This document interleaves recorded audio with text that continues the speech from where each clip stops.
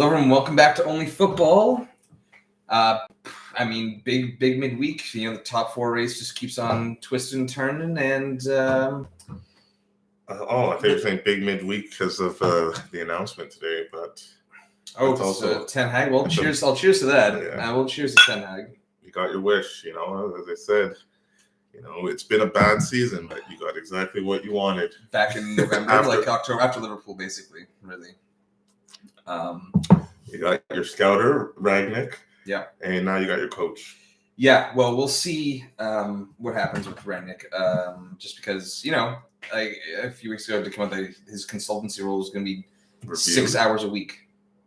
Oh, what? Yeah. I will look back at this, but yes, They actually put working hours. He'll be working 6 hours a week, which I'm like, okay, is that like, which I don't want to get carried away because it's like, okay, 6 hours. It's not like a full-time job. Yeah, Make it seem like it's a part-time job. So exactly. So this is what I want to look. This is what I want to look into. Is would not put it past them though. It's like don't even think about it. Like literally 6 hours a week. Go home and think about it for 6 hours. 5 hours come in for 1 hour. I don't know. But what I imagine that does mean is that he actually comes in or Zoom calls or something 6 hours a week, and he's still working on else at home. I should hope like an hour a day. I should hope. It's just weird. It seems so low. It's like, why would it even be quantified at that? Yeah, at that point, just say his role. Don't have to say his hours. Just keep that private. It's a consultancy role. Like, okay, I'm okay with that. Anyway, yes. We'll get into the PL. The title race, the top four is twisting. The title race is here. Here's the torch. Well, it's whoever plays first pretty much goes ahead, and then. Yeah. But City do have the easier road. Liverpool do have a few tough matches, but quickly with City, Brighton looked to have given them a pretty good test from what I gathered. Because I was watching the Arsenal the first half, yeah. And then both their goals were their first two goals were just deflections too, right? So they were really fortunate. It was a great run by De Bruyne. Did get lucky, tried to play it, and got tackled. Went right to Mahrez, and he got a little wobble too, and then deflection. I think the shot was going in regardless, but yeah, it's a decent chance. But Foden's definitely not, but definitely, yeah. And a great finish from Bernardo. That was just a ballsy finish. I don't know if he's really good at just taking those. He caught him off surprise. He likes that. In situations where he could definitely take a touch. I can't remember. He scored a great goal like that this year where they were breaking down the wing and then it was crossed in. He hit it basically just inside the box with no one in front of him, and he picked it top corner on the volley. You remember that goal? Was that against Brighton? I think it was against Brighton. It might have been. It actually might have been against Brighton as well. Brighton, he curled it in. Is that the one? Oh no, no, the one he curled it in against. He goes Watford anyway. It's like they're really ballsy because if you get that wrong, it's like he could have taken that down. He probably could have ran it himself and gotten a quicker shot, or he had someone on the right. I'm not sure. I can't remember who it was. That he could have just fed. But anyway, it was a great goal. City glad they have Ruben back. Yes, yeah, absolutely. But we'll get back to that, to the PL. Also the relegation battle, which we'll be talking about. We're going to open up with the Scudetto race. Both Milanese clubs taking on their Roman counterparts. It's just we have 1-2 AC and Inter, and let's open up, I guess, chronologically. And second place Inter, but they'll be first place should they win at home to Roma, who's been really good, to really retrain a form. I think 16 straight I think since January 9th they haven't lost, which in the Serie A at least not, because they did get spanked by Bodo Glimt. Yeah, the team with no name. Man, everyone's talking about Bodo Glimt's manager. All right, he's he's the new Ten Hag. He got the best of Mourinho 3 out of 4 times. Yeah, no, I can't. And that's all Mourinho counts about. That's all he cares about. Yeah, you know it but as you saw last episode, that's when I found out shock tie. Still staying 5 points back of Juve, but this is pretty much the last real big name test for Inter. Yeah. I think that going into this game they will play like it's the last big test. Obviously, just like last year, Napoli had the easiest run of fixtures and they still blew it. I don't think Inter will do the same. especially getting that confident 3-0 win against Milan to get to the Coppa Italia final. Roma, it's kind of funny how Mourinho has, all of his defense first, preventing mistakes on the pitch and counterattacking, but he's kind of evolved in a way where he has just accepted that I think his team can't defend as well as he wants them to. Mm-hmm. So he's playing more attacking football and at least like just going for broke on the counter. I think they're doing a good job. Bit of a serious, dangerous counterattacking team. Yes, yeah. And it's very un-Marino-like, but it's kind of fun to watch at the same time. It's great. I mean, that's good you say that because he had to evolve somewhat, and when he took the Roma job last year, right? It was like halfway through last season. No, you got it at the beginning of the season. Yeah. Okay, no. So it was. Sorry, yeah. So he got sacked last year. And then he started the season. Man, when were we talking? Oh, he got it right before the Euros. Sorry, no, but I think we did say, sorry. This is where I'm kind of screwing because what we said. I'm pretty sure this is when Guy was roughly when Guy was almost one of his last episodes. I think we were talking about where he would go. I think a consensus kind of between us was Roma. Well, Italy, yeah. Italy, but Roma being that club that might be looking for someone and less pressure as well. And he should take it upon himself. So he probably has the leeway to take it upon himself to actually kind of change his philosophy a little bit. A bit, yeah. Done yet with a team age wise, anyway. Yeah, I know. What is it, 60? No, not even. Right, not that's even, why I don't didn't think so. I didn't think so. I think it was 60. I would say 55 to 58. Sure, but they're playing great football. Great run. They cleared Lazio, Atalanta, Fiorentina.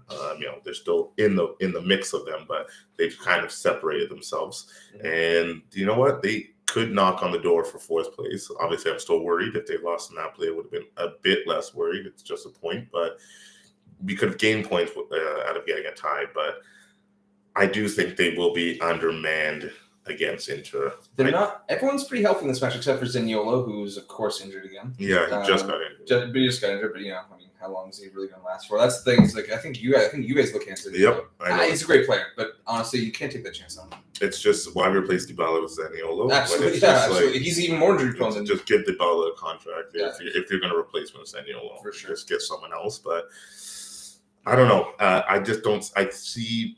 That it went against Juve, Inter. Obviously, they didn't play well, but they got the result that really inspired them. And I think after that win, they realized that they can win. They can do this. And that was huge. It was a huge weekend. Then Milan dropped to Bologna at that same weekend. So. And I think they're just rolling too much right now. Mm-hmm. Hopefully, Roma, please, of course, Mourinho. I would love you even more than I do now if you could get a result. Even a tie will be great, but even a win. It would be amazing. I have to say I love. I haven't been watching much of Roma this year, but I love the fact that you said that that counters looking dangerous and almost kind of going for broke. Yeah, they are going for it. They're going for the dagger, and then they're not afraid to get burnt. Yeah. I think he's just giving. First goal is going to be crucial in this game. I think if that's the case, I think it's going to be pretty crucial. Even if Roma score first, I still think Inter will be the better team. I'm expecting a high scoring game, although it's Mourinho, very Mourinho-like. Mm-hmm. If he does keep it to 1-0, you going 2-2? Oh no, 3-1 Inter. 3-1 Inter. Yeah, I'm gonna go 2-1 Roma. I like this. I really want to take a look at some videos here before this match on Saturday. Just to take a look at Roma's counter. I'm intrigued and. They've been getting a lot of fast breaks, and I've never obviously with Marino's teams the counter, yes, but then now it's just they're getting 3-4 counters a half, and are great chances. Set pieces they're really good at. Pellegrini, and now they have Sergio Oliveira, and they're finding their nucleus. It may be too late for top 4, but I think 5th place is theirs to lose right now, obviously in the standings. But with Lazio, the preview we're doing next game, Lazio playing Milan, that could help Roma, even if they do lose. That Lazio is also losing. Fiorentina, great season, better than any of us expected, and playing great football. Yeah.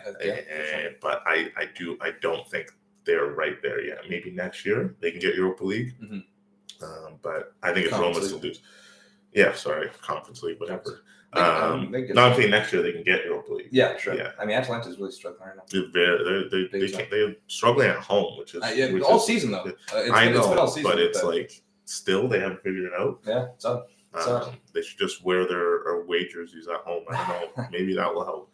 But I don't see Inter squandering. I think I've been kind of backing Milan pretty much the whole season. So I think I would like for that. I think I'm getting maybe a little bit clouded here. I'm going 2-1 for Roma.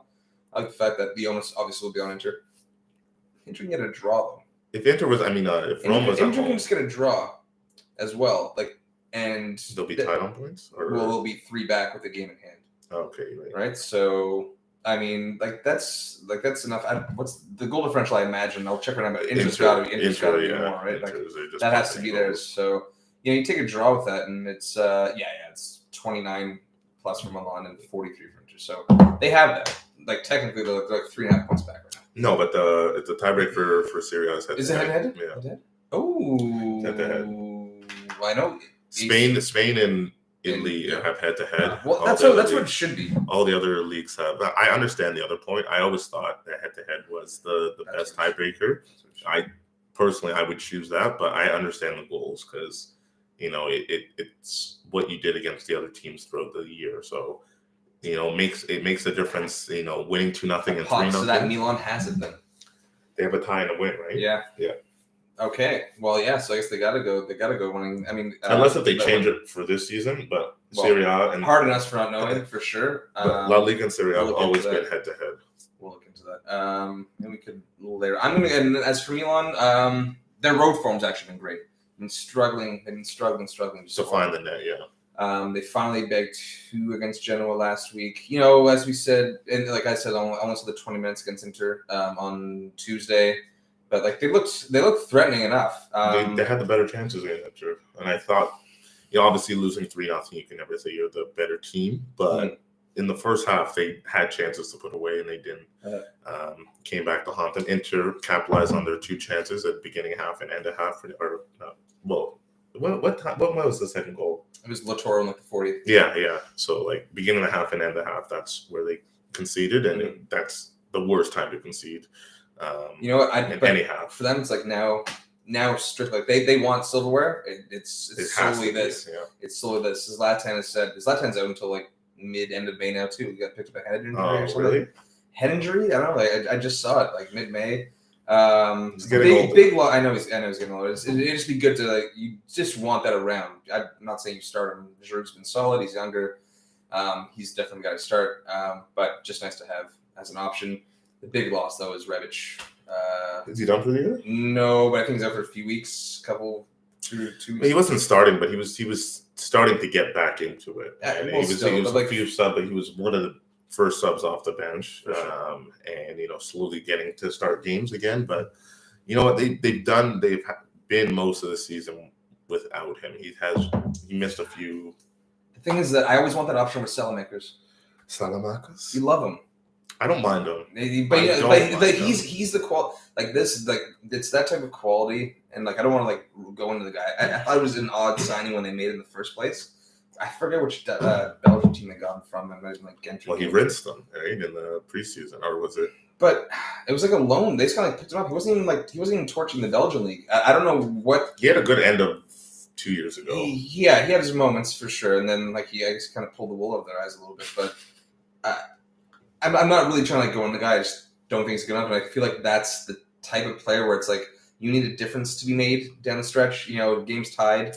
Let's say against Lazio this weekend, and he's not someone that I'm subbing in. No, but especially with Rebic out, that's someone that is going to be subbing in. He might even start. He started midweek. Maybe that's because Pioli's not going to play this weekend. But that's just not a title winning. They have to wait till summer. To replenish. Well, with what they have, he's not bad. He's not bad. I get it. I understand. I feel based on what they did last year. Last year they kind of fell apart down the stretch, but clearly there was the core there.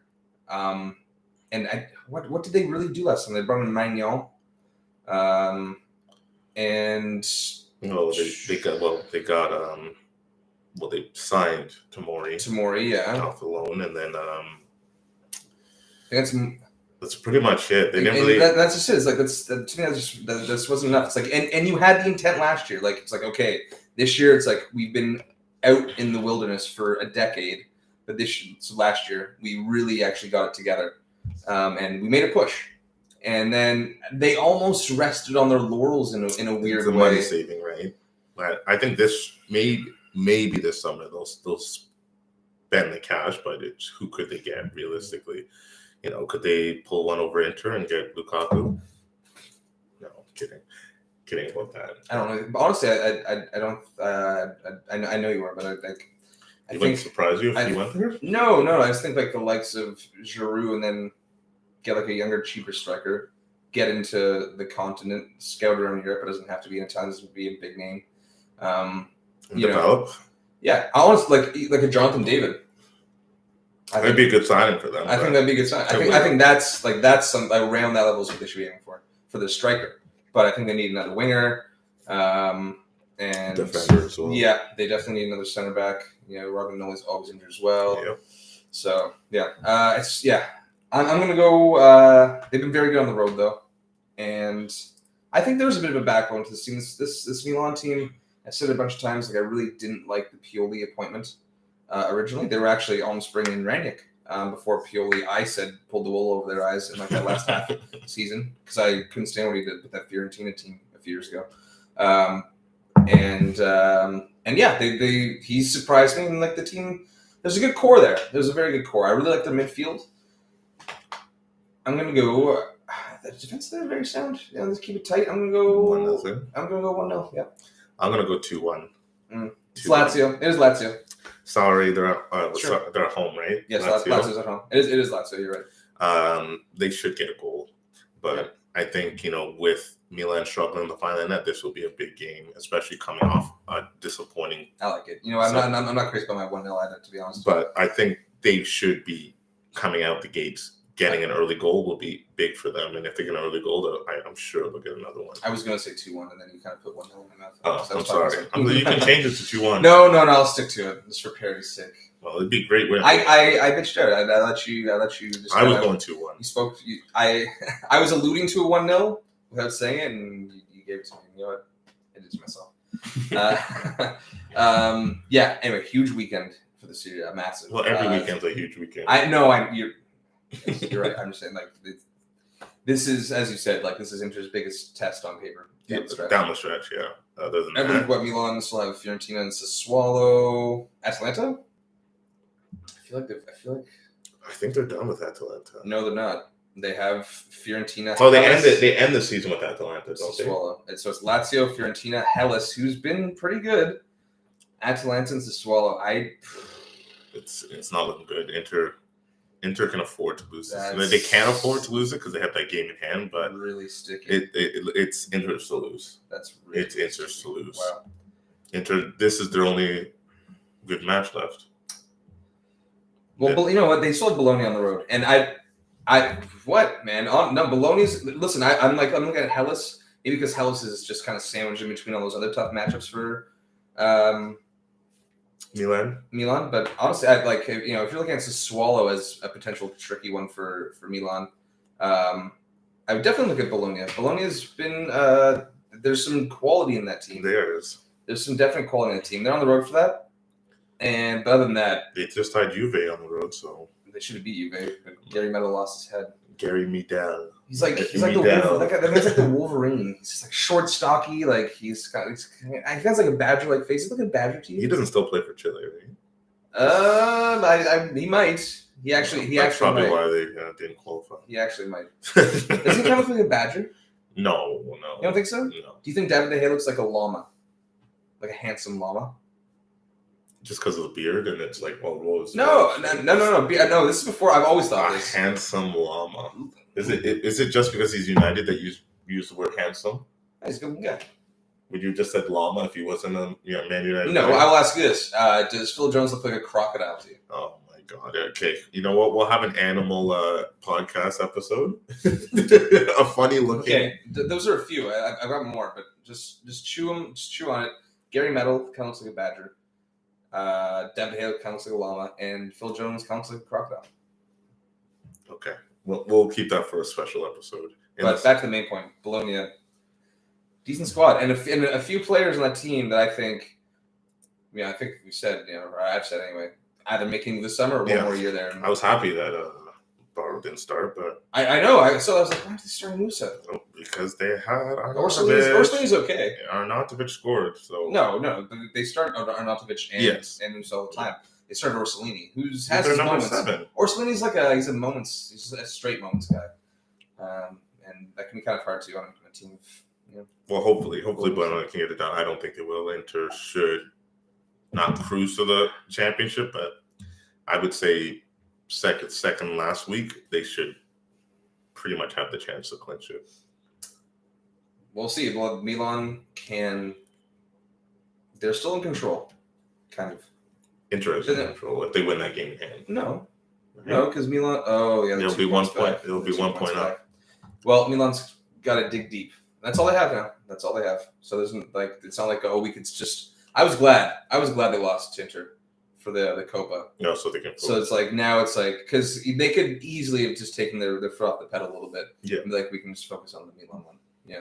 Or sorry, the Copa. Copa. Okay. Premier League. Let's open with Burnley Southampton 2-0. They got the response they wanted, right? I did it. I thought they needed a week to adjust. I was surprised they got lucky against West Ham, but they look good today.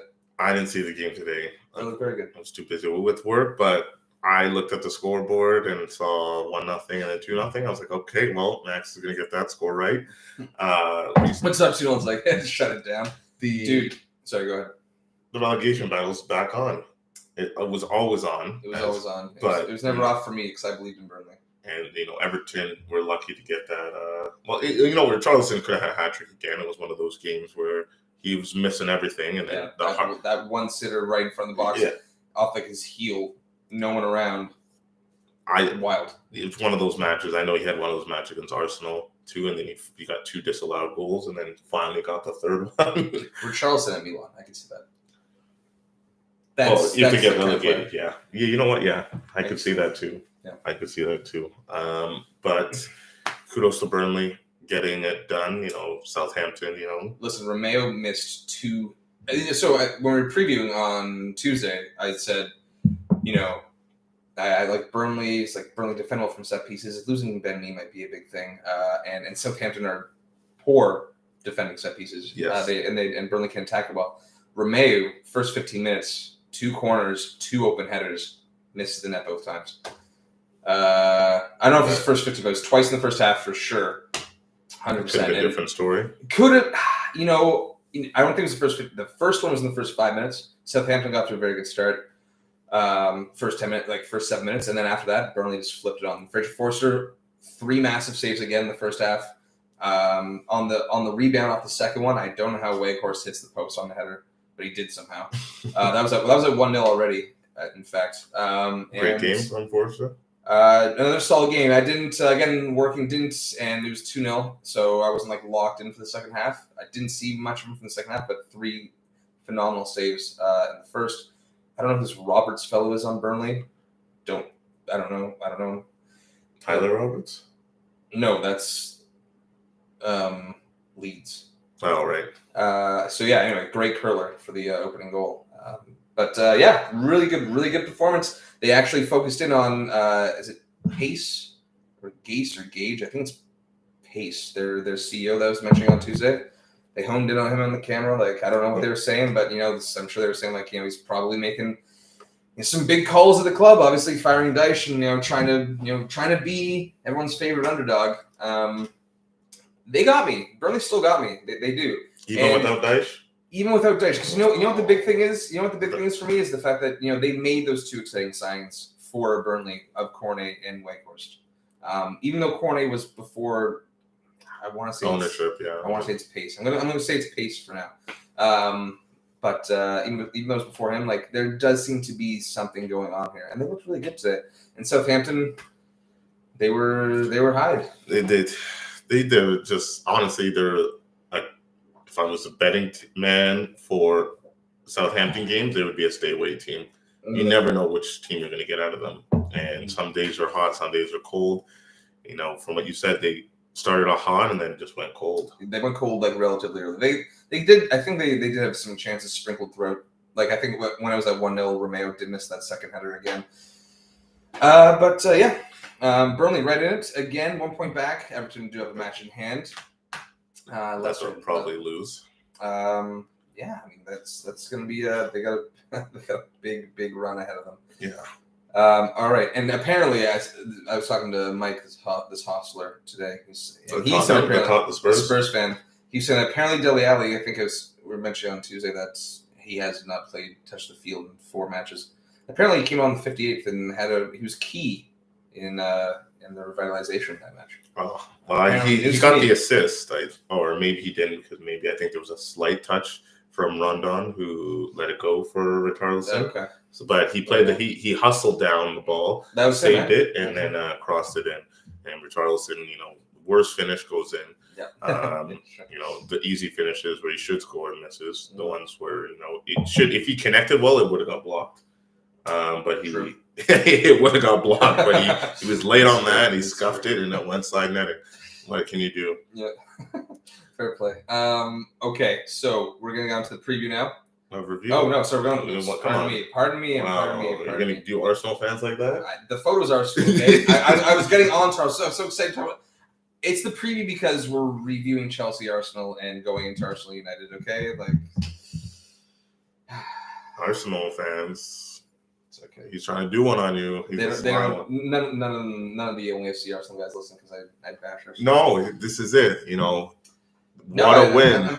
It was. What a win! They were the better team. They were. They dug deep. I was some the Chelsea calamitous defending. No, I know. My goodness, man!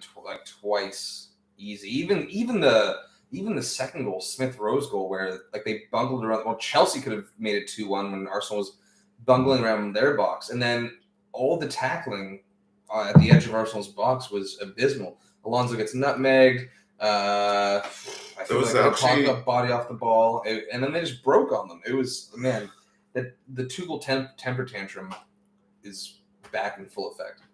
The 2-goal temper tantrum? Yeah. 2-goal or 2-goal? 2-goal. Oh, 2-goal. Oh, okay. I think it's a 2-goal temper tantrum. No, it was. When I came out of this match, obviously Arsenal played well. They did get lucky with that first goal, but and the third one, that was But they had chances before that to make it a respectable. So I think it was sure. Werner's goal was lucky too. Werner's goal was lucky as well. But I left that match thinking about what Chelsea needs to do next year. Silva's going to be a year older. Mm-hmm. Rudiger might be gone. Yeah, Christensen is almost definitely gone. And Sarr did not. I know, obviously, not playing a lot. Doesn't help, but they need center backs. Yeah, absolutely. And without Rudiger and Silva, they looked a mess. Yeah. And I didn't realize how important those were. Obviously, I knew how important they were to Chelsea, but if they're all gone next year, obviously Silva will be there, but he'll be 38 at that point. It will be very. He's done a lot better. I thought he would. He would do another contract extension, I would assume. Yeah, just take a 1 year. So. Yeah, 1 year. But they might have to do something like that because, they might really have to depend on him next season. But he can't play. No, absolutely not. More than he's going to be coaching those kids. 30. I like Chalobah and Sarr. I think there's definitely a future for both of them. As center backs, though. Sarr for sure. Sarr is a center back. Yeah, Sarr for sure. He needs more playing time. He needs more confidence. Yeah. Chalobah, I think, is more. And I think it'd be actually key, to have someone like Silva. I know I'm not like the Mata kind of thing, but Mata's utterly pointless. But Silva, I think, would be key in that. He's a world-class defender. And he'd still be playing. Yes. So, But if they lose Rudiger, it's just like. And Christensen, who was he got rinsed at halftime. He got rinsed. Yes. And even like the few times he did play before, I remember, was it against Lille the second leg where he got taken off at half? Did he in that leg too? One of the matches where he played, he got taken off. He was really bad. Zenit, he was kind of shoddy. Do you remember that match? Zenit one? I actually don't mind Christensen because there are times and there's stretches like, it does seem as though with Christensen when he fucks up, it's kind of glaring a little bit. That's what I'm kind of gathering. So we're just kind of like actually pinpointing some glaring instances of him just being like, oh, like what are you doing, kind of thing, right? But he was crucial last year when Tuchel came in as well. Yeah. And there have been long stretches this time too. So I think he is reliable. I think there's definitely a player there. There's a player, elite defender, no, but a good player. I think he's a confidence player. More play, the better he'll be. But it's hard to break into a team when you're pretty much set at center back when Rudiger and Silva are there. Mm-hmm. And then if you're playing three at the back, sometimes it's Reece James, sometimes it's Chalobah. I feel as though he'd be more comfortable in the middle than he would be on the wing in a three-back set. But, maybe an opportunity elsewhere where he can gain confidence, he'll become a better player. But at Chelsea, I don't know. I think Chelsea would need one or at least two center backs going into next year, especially if they're going to lose Rudiger. Hopefully they can resolve those issues, the Manu issues, and good for Rudiger. Not good for Rudiger. He has a nagging injury, but he's pretty much a shoehorn for 90 no matter what. If it's League Cup, FA Cup, Champions League, he's going to be there playing 90 minutes. Sure. Maybe he's shown how valuable he actually is. I mean, obviously the fans love him, and if they can settle this wage debate, it'd be good. It'd be better. 220? I think what's what 220K a week? Give it to him. I don't even know what they're arguing. I don't know what the fee is for that, but not to get too much hung up on at Chelsea, like Arsenal, great bounce back. Yeah, I did want to get back to Arsenal because the backs against the wall. They proved that they play do it. They play Chelsea. They've been playing Chelsea well. You said that going on. But I just thought, especially with Partey, it just seemed like just be a little bit too much for them to overcome. Did you like the formation change by Arteta? I didn't mind it. I thought it was sensible. They really need to do something about. It's unfortunate that Tierney and Tomiyasu are both injured because Suarez and Tavares are debatable. Yeah, well, they're Tavares especially. They're backups to a team that's like still growing as well, but it's like they're still young. Well, that's not Cedric, but Nuno Tavares at least. Yeah, that's fair. It's young, but you know what? On the road against obviously one of the top three team in Premier League and defending European champs who almost made a great comeback. Who are since that first leg against Real Madrid were rolling. They were the better team. They deserved to win.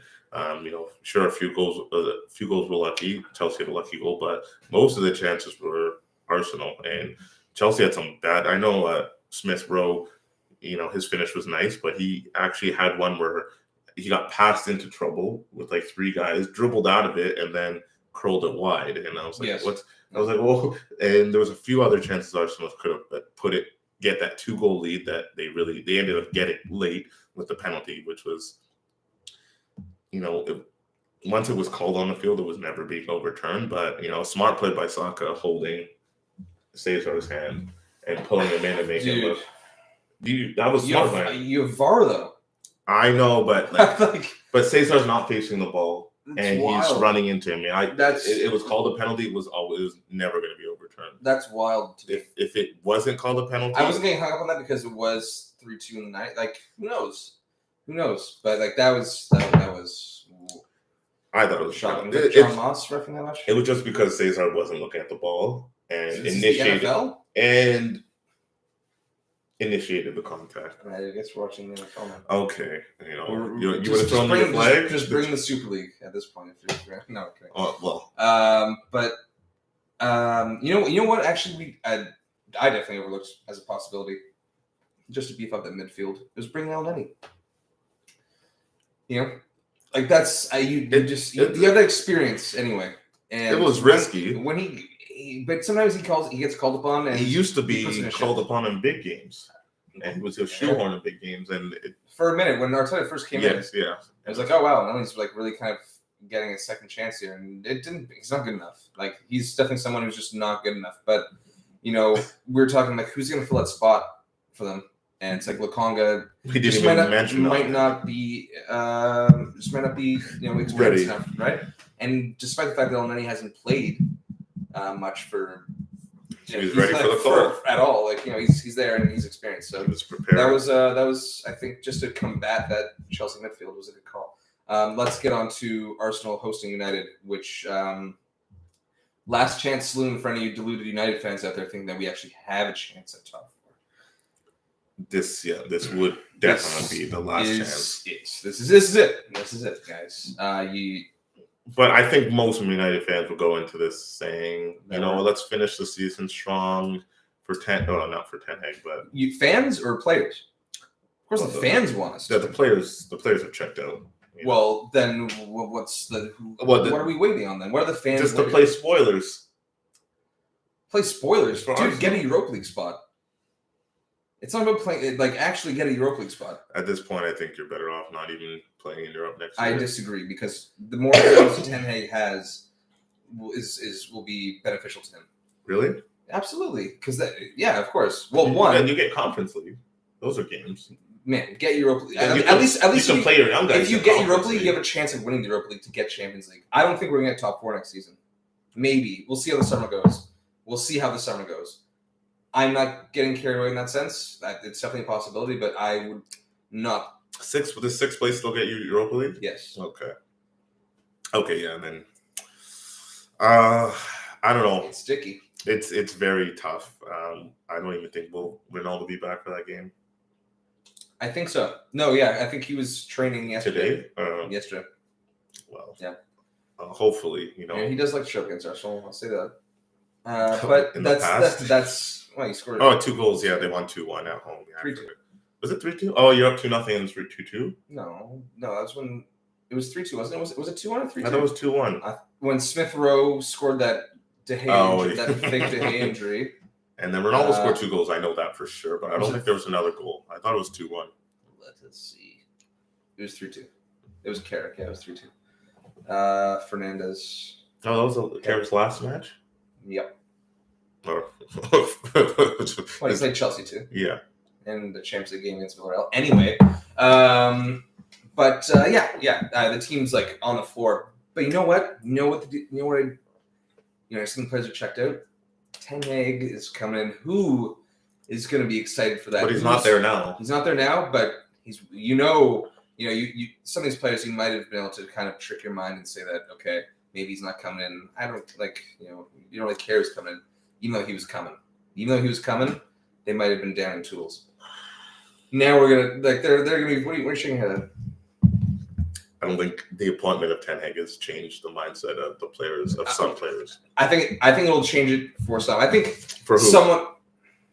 Bruno. I think Bruno is a prime example of someone who has just been really cutting a frustrated figure. His quality of play has been really, really on the floor compared to what he was doing beginning of the season, definitely last year, the half season before that. And someone who's honestly before, I don't know why they gave him the contract extension. Huge. That's just idiotic. That's just a total United move right there. You're bringing in a different manager. You don't know if he's going to fit into the club, and you sign him to another 3 or 4 years. Was that just to sign him to prevent him from losing him? Of course, that's all they care about. That's all they care. Yes, that's exactly what it was. But it's definitely someone who could be integral for Ten Hag, but it could be someone where it could be a huge problem. So, but he has that fighter mentality. So I think he's someone. He's fighter whiner. Yeah, absolutely. Fighter whiner. Yep, yeah. He does. He does whine too much. Absolutely. And this season's he's taken to a whole other level. Yeah. It's United fans can't even That's all. say that it is. But I think he's someone that should be turned. I think Sancho, who was in a good vein of form, and then for last month, he's kind of fallen off. I think he's someone that could bounce The whole back. team has pretty much fallen off. No. But there are players that have been gone and just were never good enough. I'm naming some players who I think Rashford. Are you including Rashford in that then? I don't think he has it. I think Rashford's IQ is his football IQ is just it's not good enough. I don't think he's going to be able. Is that something Ten Hag can help with? Maybe have him look at the game in a different perspective and say, you know what, you're used to doing this, but maybe if you do this, you might not be getting the stats, but you're allowing other players to have more room. And, when defenders and midfielders start focusing on them, that's when you can, do this. Is it just that Rangnick doesn't have that ability? He was out of coaching for a while, for managing, I should say. He's the interim, so don't listen to him. Well, because there's no doubt in my mind that Rangnick has the CV. Oh, he does. And that it's not like Ollie, who literally says that he wasn't in charge of training. So I don't know really what. But I guess he was a good player manager. He was good to talk to. No, because he coddled them. He ruined them. He honestly, Ollie is one of the biggest reasons for like the rot of these players and certain players who just think they're better than they are. And maybe Rashford, but that's like Rashford's been very like late, like just like basics, just like simple passing. Either just look for it or the passing just off. Vision. Maybe Ten Hag can. Rashford's a head down kind of guy. He is. I don't know. He's a head down player. He's like, I feel like a PSG might be somewhere where like he could maybe just pad stats and be an exciting player. Yeah, you think he can fit into Messi and Neymar's little crew there? Maybe not. Maybe not PSG, but maybe not. But let's get back to this match. We got plenty of time to talk about Ten Hag. I just think that there could be for certain players, but not everyone all the way through. I think for a lot of players, it's going to be deflating. If Arsenal lost to Chelsea, I would feel a lot more confident with Man United. Oh, I wouldn't have. Really? Arsenal lose 4 in a row and then having to possibly be fifth and possibly overtaking them. We lost to Everton, did we not? Yeah, but we barely beat Norwich. We were lucky to beat Norwich. We got smashed by Liverpool. And we all knew it was coming. Well, you would have been tied on points with Arsenal? If what? You would have been tied on points, and if they'd lost to Chelsea, if Arsenal lost to Chelsea, going into this game, if you beat them, you would have went ahead of them. That would have been motivation. Now it's just we're tied on points, and they still have a game in hand. It might help us win or lock up Europa League, but I don't know. It feels Arsenal's momentum. Well, not momentum. It's just one game, but a game against Chelsea. Obviously, we agree that Arsenal's winning this match. Yes, but I think we disagree. For what reason? You're giving it momentum for Arsenal. Sure, there's some momentum for Arsenal, but I think you're giving too much credit to this United squad to even consider that. That just because Arsenal didn't beat Chelsea, United would have looked at that as a sign of weakness. No, it's more, well, not a sign of weakness, but it's, I don't think the players in the Man United dressing room at the moment, if Ronaldo does come back for this match, after, condolences, we all know what happened. I feel as though the tradition of Manchester United and, the players or the culture that what we're used to growing up for, Sir Alex Ferguson, they would have all come together and said, you know what, let's help Ronaldo take his mind off things. Let's come together. Let's have a great performance. And hopefully we can build off this performance to get off the rest of the season. I don't see that with this team. Team. Yeah. You don't think this. But it would have been helpful if I think it would have been a bit more motivated if Arsenal have lost against Chelsea, because that would have been 4 in a row. And it's this is a team that's struggling, although we're struggling, if we just show up today, we have a chance of A, passing them, and B, maybe getting a sniff of fourth. A sniff. I still don't think you will, but for me, it's just Arsenal at home, big win, United team that, it's annoying a new manager. You say players, it would be some players. This is the interview time pretty much. Let's see what you can do. Can you impress the new boss, even though he's not there, but he will be watching from afar? Will they do it? No. I'm going Arsenal 2-0. I also have a 2-0. You know what? I'll give it a 2-1. No, I'll give it a 3-1. Because I think Arsenal win comfortably, but I think we can still snag one against them. And maybe we get it early. Maybe we get the first goal and then Arsenal respond. Because that's a team that will dig deep. If we concede early, I'm saying 3-1, and in my mind, I can see us getting a goal, and maybe I think maybe we can get it early, and then Arsenal pull it back on us. Or if we score, it's because we're down 3-0 and we score a consolation goal late, and Arsenal taking their foot off the pedal a little bit. That's actually how I see us getting a goal. Catching them off guard early, and then, or just a little feather in the cap for a piss poor performances, which is what I more or less expect. McTominay's back, which is helpful. It is. Never thought you'd say the day that you're happy McTominay's coming. I'm not happy. I'm not overjoyed, but it is helpful. Pogba can't. So what it's going to be? Is it going to be a McMatic? I think it has to be. Fred's still out. Is this the new saying, McMatic? Yeah, the Mick Oldwich. I'll also have a Mick Oldwich, please, and a side of shit. And yeah, Arsenal. I don't want to. I guess they've been a little streaky this season. I think this last vein of form has kind of made them a bit of a streaky team. They got off to a terrible start, picked up gradually nicely, and then got shit hot in January, February, and then fell off for a few matches against opponents that they probably should have beaten on paper, obviously. But I think they're focused. They know what to do as a team together. They have to keep the pressure on. They'll move. They'll move as one. They'll put the effort in. It'll be a concise effort as a team where United will be completely fractured. I'm gonna go 3-1, but I do like 2-0. I like 2-0 a lot. It won't happen. Okay, West Ham. I really got into it. So 2 matches ago. Oh, I feel like we're not going to spend too much time on this one. No, definitely not. Let's just throw it a scoreline. Take it from there. Chelsea, West Ham. Chelsea at home. West Ham could jump United with a win. Would jump United with a win. No one. The United play first, though.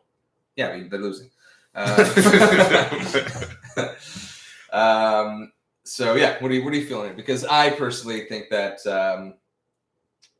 Chelsea will reorganize, and I don't think I'm just gonna say right now. Is Rudiger back for this?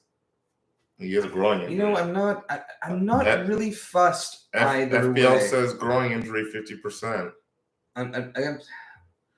If Rudiger's not in there, it could be different. I do agree that Chelsea are a team that respond well. Yes. Obviously well managed. Conceding 4 at home to Arsenal. Rudiger's probably not playing. Yeah, and I didn't think he was. Thiago Silva surely will play, but does he give it to Christensen or Sarr? Apparently Christensen's doubtful. So it's Sarr. Yeah, I'm okay with that. I like him. Give him a run. He's again, he needs more playing time. He's going to be a little consistent. It could go either way with him, and I think he's put in some good performances, and he's shown his youth and experience in other ones. I don't see West. As much as I love West Ham, I would love to run for Europa League. I don't see it. Antonio obviously had a great start. Has been not great. A few games he has looked good, but he just poor finishing. Doesn't seem to be as involved. I guess beginning of the season he was the focus, and then all the other players were able to flourish off the attention he was getting. But it seems to me Bowen's the man now. Their defense, Dawson, always not that there. Zuma. They beat them on the reverse fixture. It was 3-2. Yeah, it was a freaky game. And it was a freaky and I think game. Chelsea will have that in the back of their mind for sure, especially after a loss to crosstown rivals. They beat Liverpool as well, but you know what? Moyes is not very well against the big. And they're on the way, and they're on the road too. He's not very well without the bubbles. They don't have it. He doesn't try to really take it to them. Like I was thinking about this on the way home when I was walking home. I'm like, you know what I should do? I just didn't have time. Is see accumulative points outside the Big Six and where West Ham ranks, because they've got to be eliminate the Big Six. They've got to be up there. Like I'd say they're higher. They must be higher on the table than they are on the table. That's my guess. That's my guess. Maybe, but I think they'd be pretty much the same. But they do have some shock results that when you think West Ham, no, not those ones. And when the games that you think they definitely should win, they tie or they lose, and it's just like I'd say last week they were unlucky. Well, it was just coming off of the big Europa League. That was coming off of big Europa. No, but they played well. Like they actually obviously the result's the result. They didn't get cheated by the ref or VAR or anything. So 1-1 is fair. They finished relatively poorly. Pope made a bunch of great saves. I'm just gonna say this is that Moyes just doesn't. He's not good enough. He's not good. That's why his team good enough for West Ham, or no, he's perfect for West Ham. Like this is his level, but he's just Conte. Spurs pumped them a few weeks ago. Like it was easy. And there was no doubt in my mind, and this time there's no doubt. I know it was a freak result last time. There's no doubt in my mind, despite Rudiger being out. I'm sure he probably goes Azpilicueta, Silva, and Sarr at the back, or maybe he goes for a back four. It usually doesn't do well with the back four. That's but why exactly? Because you're still going to be starting Sarr and Silva anyway. Yeah. So I'm going to go 2-0. I'm going to go 2-1. Chelsea, obviously. You're going 2-0. Chelsea. Just making sure. Yeah, fair enough. For the record. Fair. And let's close it out. We got into it. This episode went longer than I thought it would. Lots of good Serie A talk. Some animal face talk. And as always, and I always forget, I should do this at the beginning, but subscribe, comment, have a chat. And at Only Football Pod for Instagram. No, in the last game we're going to close out with the Merseyside Derby. 6-0. Okay, no. Everton. I had 6-0 against United for Liverpool, and Everton is the poor man's United. Okay, but it won't be I'm gonna go 3-1. 3-1. What? Yeah, Lampy. Is Lampard coming on to score that goal? He might. 90th minute, sub himself in. I didn't think we had to have a discussion on this match. I am curious. No, it's a Merseyside derby. I know it's it's Manchester United, Liverpool. That's also equally as big, but they'll have some pride. They're a desperate team. They're desperate. They'll get a goal, and I think 3-1. Liverpool 6-0. Salah. Well, you know what? I have a feeling they're not all going to start. I bet you Mane doesn't start. I think Salah won't start. You think Salah gets rested? Yeah. You think the rest Salah? Yeah. Why not? I don't. Yeah, maybe he might even start Firmino, Jota. If Firmino's back. Okay. Oh right, yeah. So we'll probably do Diaz, Jota, and Salah then. Yeah, it would be Mane that's dropped then. That would be my initial guess. Yeah. Firmino's dead full, but I don't think they're both starting. Yeah, again, Jota needs to start. Yeah, they don't need to. Against Manchester United, it's okay, we're gonna show you how dominant. Everton, it's just we'll give them and then a taste of it, and then Mane's gonna come on hungry when it's 4-0, bag of brace. He'll come on when it's 2-0, make it 3-0, and then he'll end 3-1. What are they subbing Salah at halftime? They might. They're gonna get the 2-goal cash back by the 20 minutes. that should be the bet. It's the even odds bet is will they be up 2-0 by 20? By 20. That's the even odds bet. Okay, I'm going 6-0. I'm sticking to it. Okay, 3-1. Okay, good night, guys. We'll be back Monday. Champions League preview. Is that possible for you? Monday. Monday. Yeah, Monday's good. All right, because I've got to preview the champs. You have to say sorry to Mower. Why? Rocket League is usually Monday, but it's okay. Yeah. Anyway. What do you mean usually Monday? We've been doing plenty of Monday shows. Yeah, I know. Well, recently, before it wasn't. Rocket League. Go home. You can be up at midnight. Midnight training. Squeeze a couple games in before you come down. We can, but we can't play the 8 o'clock training. Is that every night though? We'll talk about this. Is Rocket League every night? No. Once a week. because Angelica's away in Edina's. It's the boys' that's night. Shit. All right. You might No, multitask. it's fine. It's Okay. fine. Just pull up a monitor. Okay. All right, guys. Thanks for tuning in, and we'll see you on Monday. Bye. Sue. Little chuckle.